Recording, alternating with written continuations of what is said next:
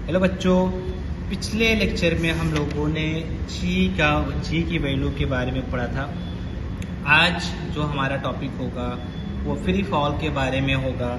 तो जी की वैल्यू मैंने बताया था कि डिफरेंट जगह पे ये चेंज होती रहती है, जैसे शेप के अर्थ के शेप पे भी डिपेंड किया था वो, और एल्टीट्यूड पे प्लस डेप्थ में भी, ठीक है ना। ये सारी चीज़ें हमने देखा था। देखो, आपको ये अच्छे से बताया था कि अगर आप इस साइड में खड़े हो तो जी की वैल्यू क्या होगी, ज़्यादा होगी कंपेयर टू यहाँ पे, क्योंकि यहाँ पे क्या होता है, रेडियस बढ़ जाता है। समझ में आया? ये आपको समझ में आ गया होगा। आज हम बात करेंगे फ्री फॉल। फ्री फॉल भी एक टॉपिक है आपके यहाँ पे। तो अब क्या करते हैं, किसी भी ऑब्जेक्ट को ले लो, कोई भी आप वो ले लो, कोई भी सामान ले लो, पत्थर ले लो, कुछ भी ले लो, आप पेन ले लो, तो आप क्या करो, उसको गिराओ, ज़मीन पे गिरा दो, छोड़ दो बिना किसी फोर्स के, तो वो गिरेगा बिना एक्सटर्नल फोर्स के, ठीक है ना। That is called free fall. अब इसको हम रीड करते हैं तो हो क्या रहा है फ्री फॉल के केस में। पहले आप इसको समझ लो, फ्री फॉल में आप कोई वेलोसिटी नहीं दे रहे हो, ऐसे पकड़ रहे हो छोड़ रहे हो, पकड़ रहे हो छोड़ रहे हो, पकड़ रहे हो छोड़ रहे हो, है ना। कुछ आप धक्का नहीं दे रहे हो, उसको वेलोसिटी नहीं दे रहे हो, आप इनिशियल में कोई वेलोसिटी नहीं दे रहे हो। याद रखना, अभी ये मेरी बात को याद रखना कि आपने कोई भी इनिशियल वेलोसिटी नहीं दी है। अब यहाँ पे आते हैं, whenever an object move under the influence of the force of gravity alone, its motion is called free fall। मतलब आप ग्रेविटी के भरोसे छोड़ दो, आपको कुछ भी नहीं लगाना है, आप छोड़ दो, आप कहीं से जंप लगाओ या कोई चीज फेंको बिना फोर्स के, तो क्या है, वो फ्री फॉल होता है ना। तो अब यहाँ पे क्या हो रहा है, during free fall the frictional force due to the air opposes the motion of the object and buoyant force also है। यहाँ पे दो फोर्स लगता है। देखो, एक कौन सा फोर्स लगता है, फ्रिक्शनल फोर्स FF, और दूसरा बर्न्ड फोर्स BF, शॉर्ट में लिखा हुआ। मतलब कोई स्टोन है, देखो यहाँ पे हाँ अभी दिख रहा है, तो यहाँ पे कोई फोर्स है, कोई पत्थर है, पत्थर नीचे गिर रहा है, मान लो कोई चीज़ हमने छोड़ा, तो वो उस पर दो फोर्स लग रहा है। एक फ्रिक्शनल फोर्स कहाँ से आएगा, एयर का फ्रिक्शन आएगा। एयर हवा भी तो रोकती है। मान लो जमीन पे आप क्या करो, एक पेपर उड़ा दो, बाहर ऊपर से आप खड़े होकर के जमीन पे पेपर गिराएंगे तो वो क्या गिरता है, बराबर क्या उड़ता है, देखो ना, क्यों, क्योंकि एयर की वजह से। और बैलेंस फोर्स से दो फोर्स लगते हैं, ठीक है ना। तो इसको नीचे आने में दो फोर्स लगते हैं।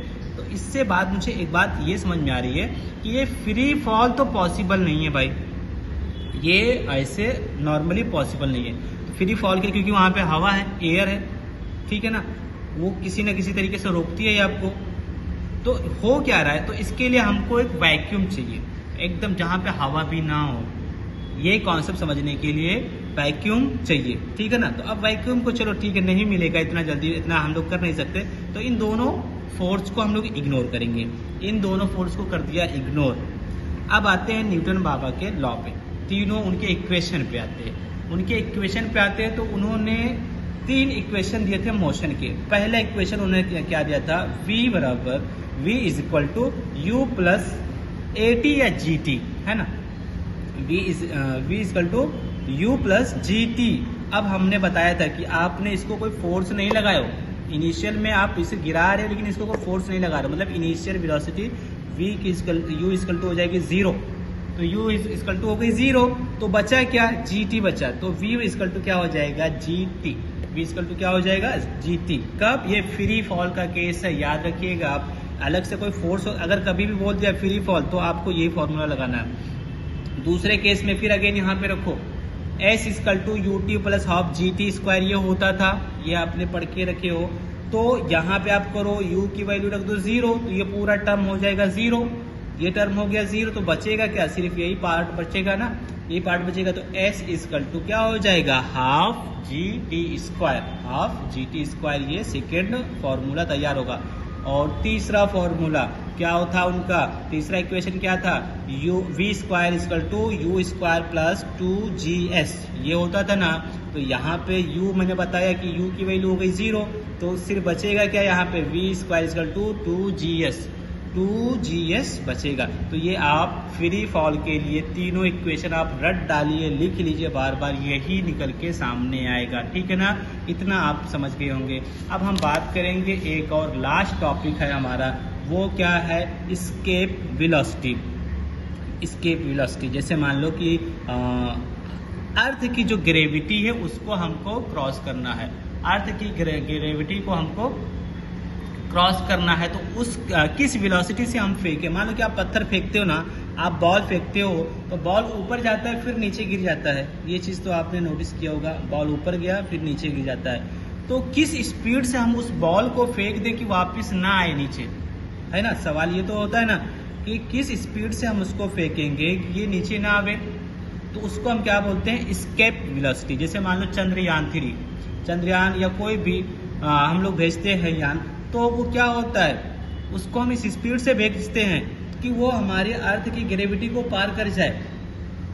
तो यहाँ पर भी तो किस स्पीड से, escape velocity is the minimum speed required to escape the a body's gravity's. यहाँ पे body's escape a earth gravity कर दो, अर्थ की ग्रेविटी को वो एस्केप कर जाए। Escape velocity is the minimum speed required to escape a earth gravity, earth की ग्रेविटी को पार कर जाए तो that is called escape velocity. और एस्केप वेलोसिटी का फॉर्मूला होता है √2gm अपॉन r। अब यहाँ पे सारे वैल्यू आप रखोगे, कैपिटल G का वैल्यू पीछे हम लोगों ने देखा था, और कैपिटल M मतलब मास का, अर्थ का मास रखोगे, और क्या रखोगे यहाँ पे R मतलब रेडियस, किसका रेडियस रखोगे, अर्थ का रेडियस की वैल्यू रख दोगे और सारे वैल्यू पुट कर दोगे, तो ये आ जाएगा 11.2 किलोमीटर पर सेकेंड। ये देखो घंटे में नहीं है, ये 1 घंटे 2 घंटे की बात नहीं कर रहा है, 1 सेकेंड की बात कर रहा है कि आपने पलक आँख को जैसे बंद किया, आँख खोलते ही गायब। वो कितना दूर चला जाएगा, वो चला जाएगा 11.2 किलोमीटर 1 सेकंड में, ठीक है ना। तो इस स्पीड से अगर आप फेंक ले जा रहे हो, किसी पत्थर को ऊपर फेंकोगे, कोई भी ऑब्जेक्ट फेंकोगे, या आप खुद ही चले जाओ, तो इस स्पीड से जाओगे तो फिर क्या होगा, अर्थ की ग्रेविटी को पार कर जाओगे, आप यहाँ से बाहर निकल जाओगे, ठीक है ना। तो इसको बोलते हैं एस्केप वेलोसिटी। यहाँ पे हमारा चैप्टर होता है फिनिश।